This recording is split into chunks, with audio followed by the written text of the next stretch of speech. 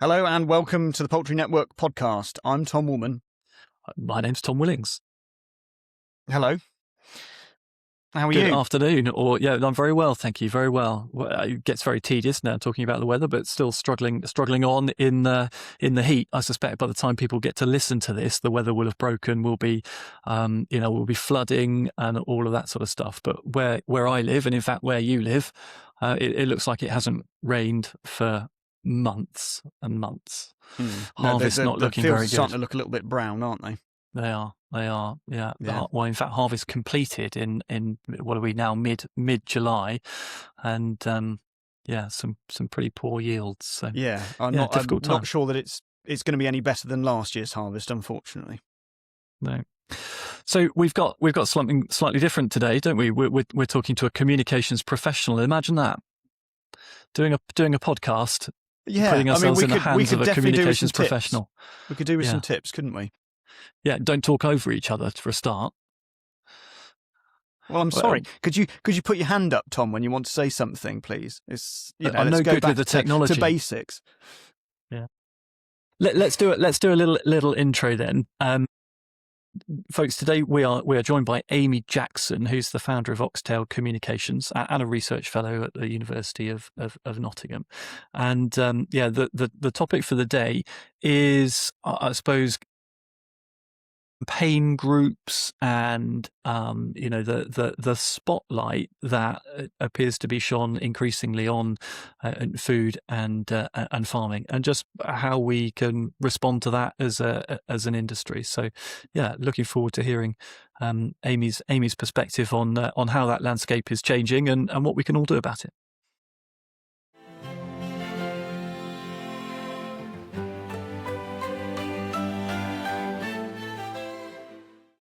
Looking for a cost-effective way to put your business in front of the UK's poultry sector? The Poultry Network Directory gives suppliers a direct and highly targeted route to poultry producers across the country.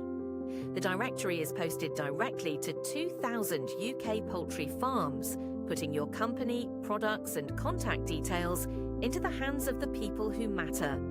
Your listing will also remain live on Poultry Network for 12 months, providing valuable year-round online visibility. An enhanced listing costs just £695 plus VAT. Based on the print distribution alone, that works out at less than 35 pence per farm, before you even account for 12 months of exposure on the Poultry Network website. Positions are limited, so secure your place before the best opportunities are booked or taken by a competitor. Booking is quick and straightforward. For more information, visit the Poultry Network website or contact Jake at dmediagroup.com.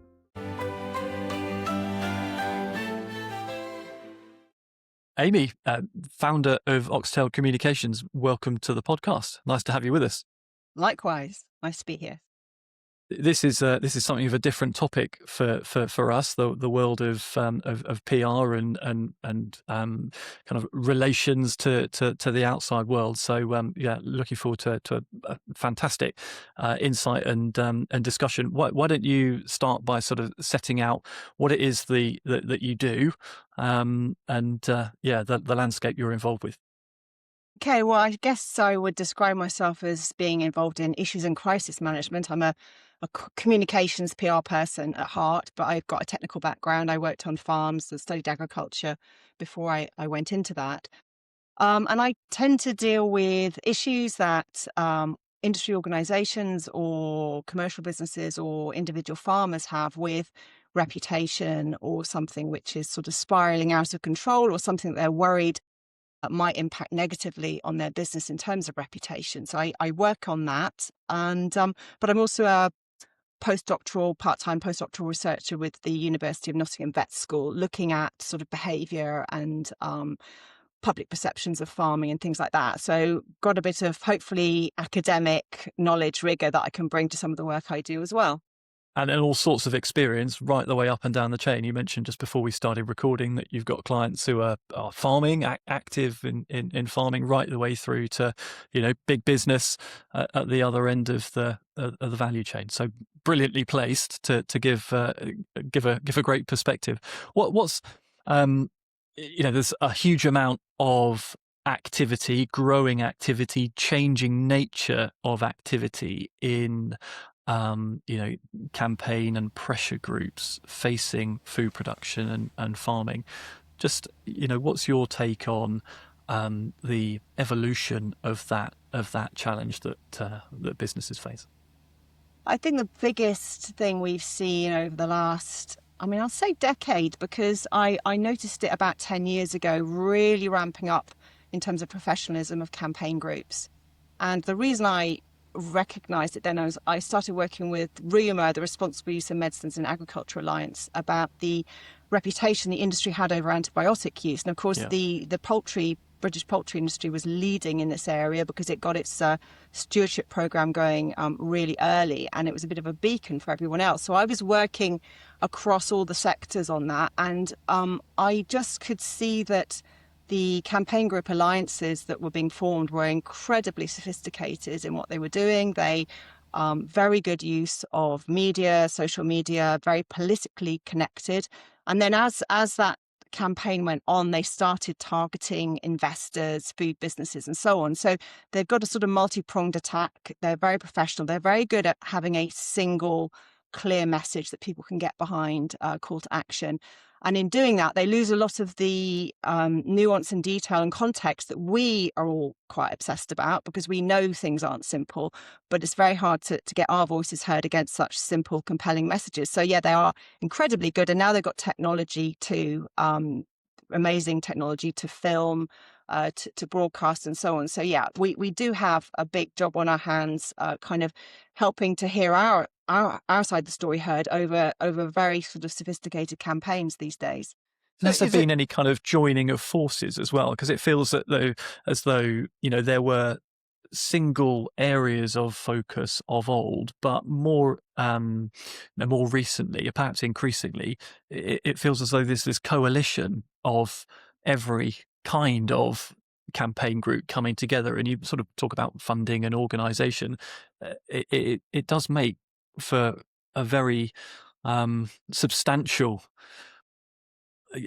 what can I say, onslaught. I was going to say that it feels like it's becoming more and more difficult just to be a farmer. It's not necessarily just worrying about the financial viability of your business and how hard you're having to work. It's actually worrying as well about the fact that people can be targeting you and your individual business and your reputation and your ethics. And I think it's becoming increasingly stressful for people. Yeah, there's definitely a kind of a coalescence of groups, and we'll quite often see them working together on areas of common interest. And one of those areas is so-called, factory farming is what they tend to call it, more intensive systems. And you'll quite often in there have a coalition of groups, and it could be, soil association. Organic systems are kind of against that more intensive systems. You can have environmental groups, you can have animal welfare groups, and if they've got a common interest in seeing an end to something, then they will quite often join together and join forces and pull what they're doing. Absolutely. And are we making it easy? Are the things that they're highlighting, in your view, are they common practice because of this huge disconnect that everyone in the food production farming industry would recognise, which is that the consumer at large, generally, massive generalisation here, know less about their food than we would all want them to. We would want our shopper to be brilliantly informed, making active decisions that are right for them, that and we produce products that they ask for, they demand, they need, they can afford, etc., etc. So we fit in terms of what we produce to what we sell. But the reality is that very few people make buying decisions on knowledge. They make buying decisions on things like price or on convenience, etc. So we have this disconnect. Are these organisations that you're referring to, are they exploiting, using that disconnect and just highlighting the way things are, or are we are we not doing everything that we ought to be doing to, close the gaps, the holes in our knitting, for want of a better phrase? It's a good way of putting it. I don't want to, right, so I'm not going to be, I don't want to be overly critical of the industry because I know it's not simple. But from my position, what I'm looking at in terms of how the industry is coming across, how communication happens, I would say we've done really, really well in some issues. And I mentioned antibiotics. That is one area where really the industry did a fantastic job because it started to get some pressure and it actually responded and got ahead of the issue. And it was actually managing that issue very positively. It was bringing down antibiotic use. And in general, across the UK, we've got a fantastic story to tell on antibiotic use. And the poultry industry has other really good stories to tell. I mean, in terms of measuring greenhouse gas emissions, in terms of Campylobacter, that is a real success story of collaboration in the industry working proactively with the regulator, with Food Standards Agency, to actually get in front of a problem. And we can see now how much better we are for tackling the Campylobacter issue than some other countries that might be competing with us. But I have to say, I feel that we've maybe not done as much as we could have done on some other issues. And I particularly talk about environmental issues to do with water and air quality in particular. And that concerns me, is that I think we're very slow to come to the party on that. And that allowed this sort of concern to build over some of the water issues in specific catchment areas. And I think what we have to recognise is that activists aren't creating a problem. They are drawing attention to something which people already are a bit concerned about. And all they're doing is they're amplifying what people's concerns already are. And that's where it gets traction. If they're trying to promote something that means nothing to people, they get very little traction. But there's a very soft spot there.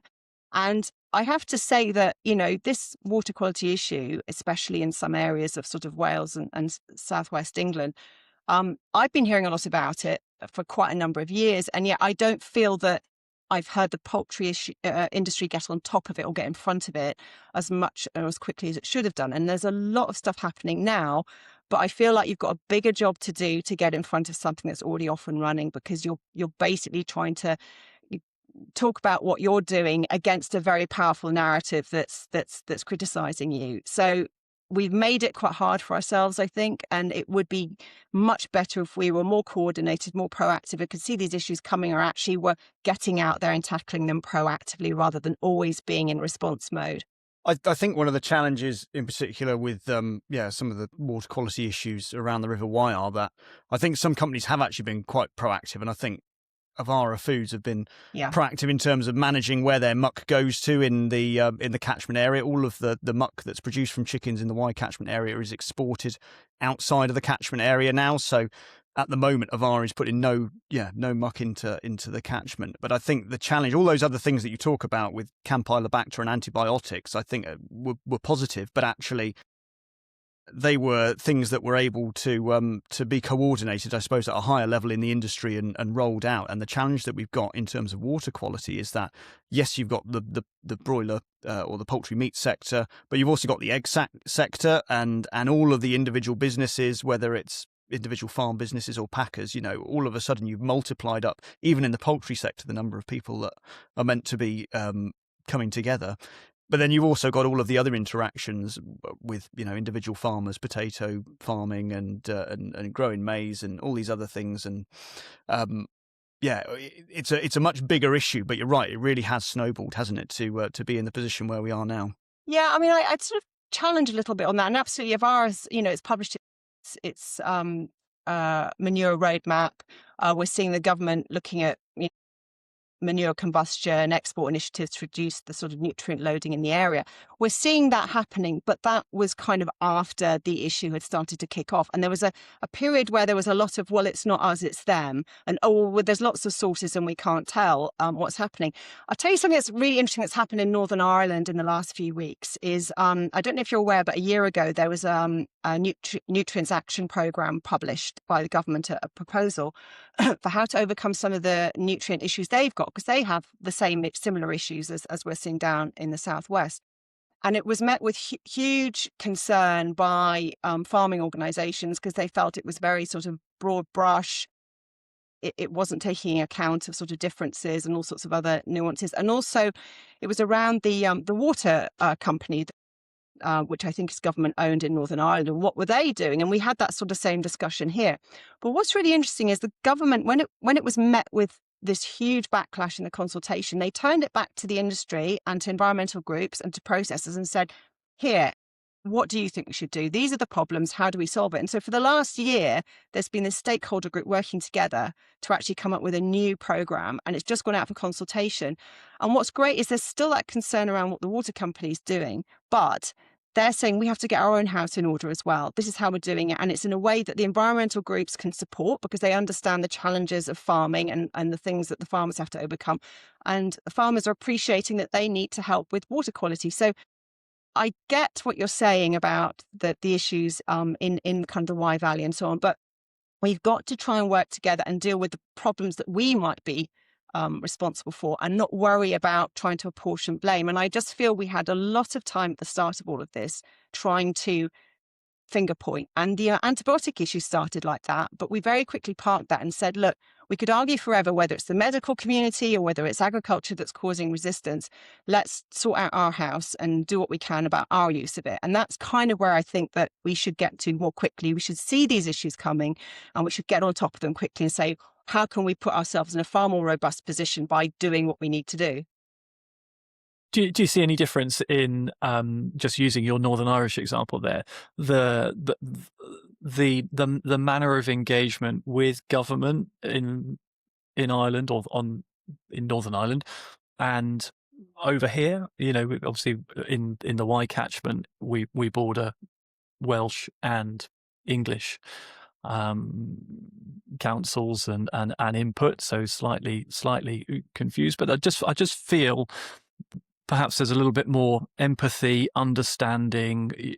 Northern Ireland is a rich farming heritage, and I wonder whether or not there is more willingness to work together with industry over there than there might be over here. What's your perspective on that? Yeah, I mean, look, I wouldn't necessarily say that was the case before this happened. I think this has been a bit of a groundbreaking initiative.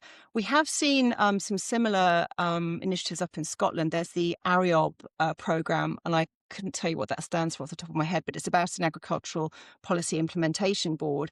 And that has stakeholders, environmental stakeholders, farming stakeholders, and they're working together.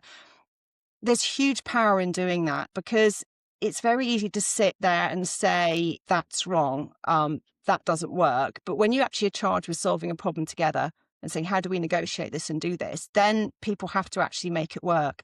And I actually did a little exercise last February, because we know that in broader agriculture, there's especially the ruminant side, there's quite a lot of farmers who feel really that cows and ruminants are being misrepresented in the whole greenhouse gas emission debate. But also other farmers feel very uninvolved in this. They feel like policy is coming from the top down. They're going to have to do certain things and they don't necessarily agree with them, or they're impractical at ground level. So I brought a group of 16 farmers down to London for 2 days, and they had like a day and a half of really intense presentations on government policy, climate science, the different interventions they could use, all sorts of stuff like that. And at the end, they had to decide they had to make a decision as a jury to say, what do we think should happen? Like, should farming engage with this greenhouse gas emission debate? And if it is going to engage, what needs to change? How do people engage? And it was absolutely fascinating to watch. Quite a mixed group of people, some of whom were very sceptical, actually by the end of it unanimously agreeing that farming did need to engage and actually coming up with some solutions. So I do think when you give the people who are involved the tools and the license to solve the problem, I think they can do it. And if you bring all those stakeholders in together and say, okay, you do it, you sort it out, tell us what you think is going to work, because we have this irrefutable proof that we've got, pollution or whatever, then I think people do it. So there is plenty of opportunity, I think, to improve that kind of use that kind of model in areas like the Wye Valley. I think we are seeing more collaboration now, but it's just taken a long time to get there. If you actually brought all the parties together and charged them with solving the problem, I think you start to get far better, far quicker results. You talk a We're little bit talking about planning, because I know that that's another area where. Sorry, I missed the start of that. You said. Sorry, I was just saying, could we just talk a little bit about planning, because I know that that's an area where if farmers are maybe knocking down old sheds and trying to replace them with new ones, or creating new farms, demand for free range is going up and people want more free range, and people are putting in planning for these sorts of facilities. People are increasingly finding themselves on the receiving end of quite a lot of quite negative publicity and comments coming from all over the country, all over the world. What's your take on what's going on at the moment with planning? Yeah, it's a really interesting one. About, it's probably 15 years ago, I was involved in the Knox and Dairies application, which was up in Lincolnshire, which was for 8,000 cows on an indoor unit. And that was my first exposure to this whole coordination of objections against planning applications. And that was kind of in its infancy then, because there weren't the tools then that there are now for campaign groups. But there we had something like 17,000 objections to that planning application coming from all over the world. And there was petitions with hundreds of thousands of people signing them. But I mean, I've got not far down the road from me, there's a poultry farmer business who has an application in with the local council. And I was just looking the other day, they've got 1,000 objections and they're from all over. But I actually think there's some positives in here and things that we can actually do about it. The first thing is that planning authorities are still going to listen to material considerations. So there's a lot of stuff in these planning objections from people about antibiotic use and all sorts of other things that really don't have any substantiation. Now, quite often template letters, or they've been given, some information which isn't actually relevant to that site. So, material considerations, if farmers make sure that they have done their work, they've done an environmental impact assessment. Even if they're not required to, it might be worth doing that to make sure you can really evidence what is going to happen and that you understand how to mitigate it. So maybe going a bit above and beyond, it's worth that extra investment. Also, councils, even though they have to take every application and every objection and look at it, they are looking at material considerations, but they're also doing some interesting things to try and sort of triage slightly now. So, for example, I've seen where a council has, in a report to its planning committee, it's actually laid out that these are the objections from the parish, these are from the district, and these are from outside the district. So they're actually contextualizing the kind of nature of the objections. They're also, even though AI is being used by campaigners to generate letters and to try and change each one slightly so it looks different, we're also seeing the opportunity for planning authorities to use AI to filter and to group objections together. So, and again, it's not a vote. This is about material objections, material planning issues. So we are seeing that AI potential being used in planning authorities. And the other thing which I think is interesting is this, there's been some professional guidance from the Local Government Association's Planning Advisory Service, which was said that, authorities should avoid using the number of objections alone as a trigger for committee referral, like sending it off to the councillors to decide, because they recognise it's relatively easy for a small number of local residents to generate a high number of representations. It doesn't necessarily reflect the strength of local feeling. So there are some changes coming in. And in October this year, I think we have this delegation of planning functions where if it's a fairly straightforward application that's done all its due work and it's showing very clearly that it's in line with planning law, then there's going to be a reduction in the ability for councillors to be able to decide. It's going to be more power given to the planning officers. And while that might seem like it's just one or two people deciding your application, they are experts. They do follow planning law. And I think it makes it more objective rather than a group of councillors who maybe don't know so much and might feel a bit pressurised by lobby groups and so on. So I think there are some changes coming in which are good. Also, you can do a lot as well to build bridges with your local communities. And I think this is underestimated. If people hear negative stuff, they will usually go back to refer to what they know about the issue in question. So if, for example, you're in a community and you hear something negative about a planning application from a local farmer, but you know that farmer, You've been onto the farm, you've had a barbecue on the farmer sponsors the local football team. They're communicative in the parish newsletter about what's happening and taking the community along with them. You know that person and you give them more benefit of the doubt. Whereas if it's a sort of faceless individual and if it's a kind of a black box of a farm, you never know what goes on inside, then you're more open-minded to maybe this isn't such a good thing. I don't really know what goes on there. I don't know what this person's like. Can I trust them? So there's actually quite a lot you can do on a local basis to work with your communities and to build a profile and a reputation and to do the right thing, because that actually matters quite a lot. And even then you might find that there's a group you could talk to and say, I'm planning to do this. What are the thoughts? You've got to play it by ear and know your local community. But I think you can't lose out from just getting to know your local community better and to building that reputation, that profile, so that they actually trust you more and know the kind of person you are. Amy, I love the positivity of all of that. I wanted to ask, let's wrap this up with some tips and some advice, but you've done a wonderful job of doing exactly that in the last few minutes, all with a very, very healthy dose of positivity, optimism, and hope. So thank you for joining us today. Thank you for explaining your work and giving us those insights. Thanks, Amy.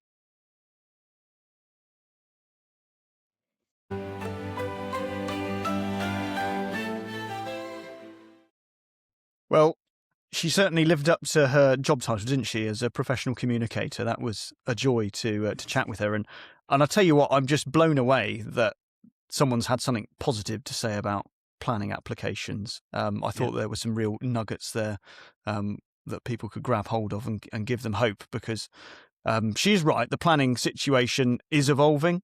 And it has to evolve. It's not just poultry that's been struggling. All sorts of people that are wanting to develop businesses and do things have been struggling. And it's good to hear that the planning system, hopefully bit by bit, will be starting to move forward, and that might be making things a little bit easier for people that want to. You were dead right to. Yeah, you were dead right to bring planning to the top of the conversation there, because I think planning is both an area where life has got very, very difficult for anybody who wants to invest or whether grow their business or enter our industry. It's a bit of a postcode lottery, and that's one side of it. The other side is that planning feels like it's part of the solution to the environmental challenges that we've spent a lot of time talking about in the early part of the conversation. I think back to, well, we talked a bit about the Y catchment, but it would be true of anywhere else.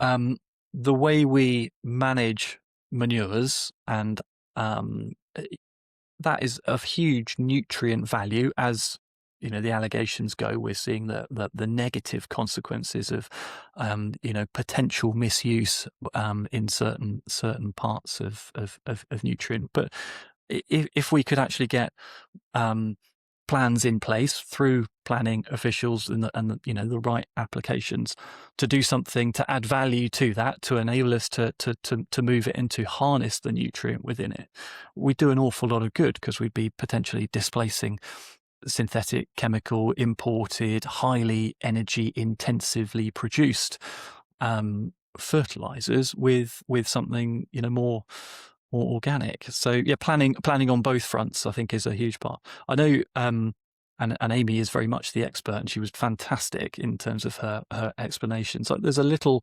nagging bit in me around the delegation of planning powers to individuals or smaller groups, and I hope that doesn't make those smaller groups, those individuals, more susceptible to kind of lobbying power. Because as awkward as it must be working through a committee of people to make a decision, at least that committee may have a slightly greater degree of anonymity versus an individual making a decision and being ultimately responsible, and therefore quite accessible to, as we've heard, very well organised people looking to make life a bit harder.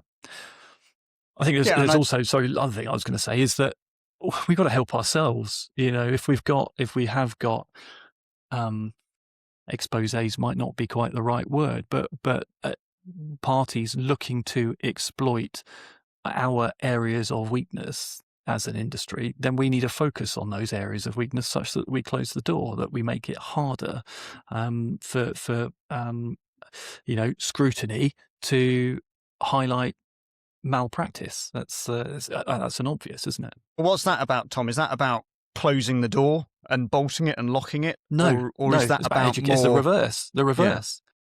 Yeah. Information, education, reality. There is this tension that we talked about between, availability of food and availability, also the economic equation in that, affordability, i.e.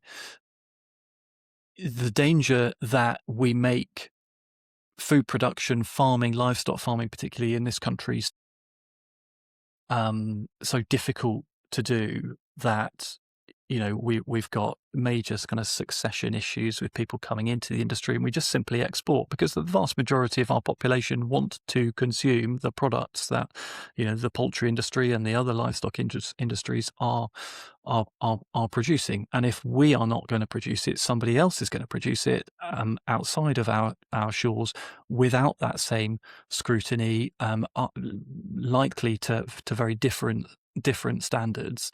And who's winning at that point? So, a difficult circle to square, or square to circle, whichever way. I mean, I've certainly heard individual farmers talk about going up for awards and that sort of thing. Awards for best farm. All these other things, and there's an awful lot of people that hold back from going for these awards because they fear creating a public profile for themselves, particularly if it's a public profile for themselves saying how well they do things, because that information in this day and age is all out on the internet. Your photo is out on the internet, probably the name of your farm and where you are, and that then creates a target for some of these groups to target you. And there's obviously loads of people, you'll know people, Tom, people listening to this podcast will know people that have been targeted by activists following going for awards. And I'm even thinking someone that was on our podcast previously, Paul Kelly, someone that's been a great ambassador for the industry and always very open about what we do.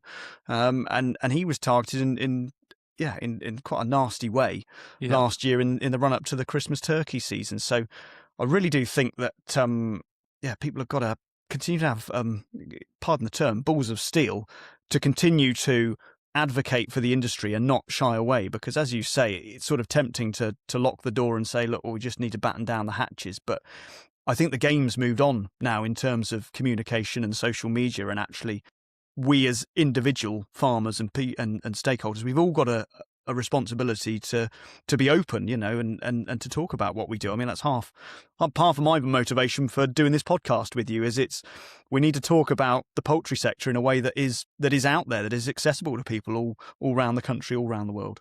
Yeah, deal in real, while at the same time not making an excuse for what's not good enough. If something needs to improve, get on, work together throughout the chain, and make those long-term improvements, and investment is part of that, and confidence is part of that, and profit is part of that, all of that.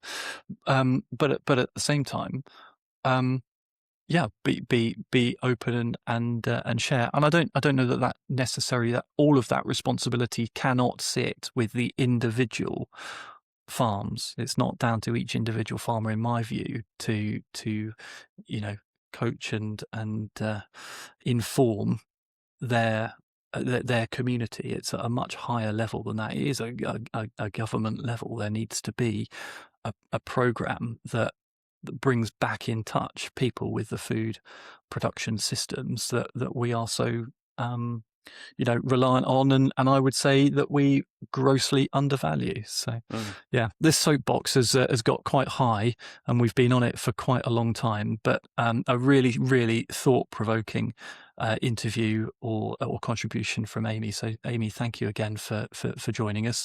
Thank you out there for listening. I'm going to do the usual like and subscribe thing. Don't know how it works, but we'll talk to you again next Friday. But for now, thank you very much.